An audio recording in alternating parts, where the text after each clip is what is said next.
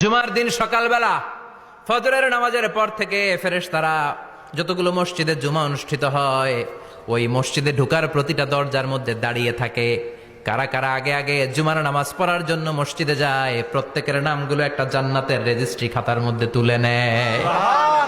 এই নামগুলো স্পেশালি আল্লাহর কাছে পাঠানোর জন্য। তো আজকে আমরা যে সূরাটা থেকে কথা বলবো, সূরার নাম সূরাতুল জুমআ। সূরার নাম কথা কয় না, জুমআ, সূরাতুল জুমআ। আরবি শব্দ বের করার একটু চেষ্টা করবেন, করতে করতে মুখটা নরম হয়ে আসবে, তখন আরবি শব্দ বেরোবে।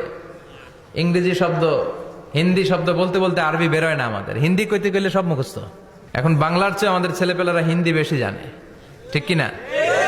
যে বাংলা ভাষার জন্য আমাদের সালাম সালাম হাজার সালাম, ওই বাংলা ভাষারে ভুলে আমরা এখন হিন্দি ঢুকাইছি। তুজে দেখা তুহে জানা সানাম, সব মুখস্থ পোলাপান গো। দুম্মা চলে দুম, আছে না নাই? আল্লাহ হেফাজত করো। তো আজকে যে সূরা থেকে কথা শুনবো, সূরার নাম সূরাতুল জুমআ। সূরার নাম সূরাতুল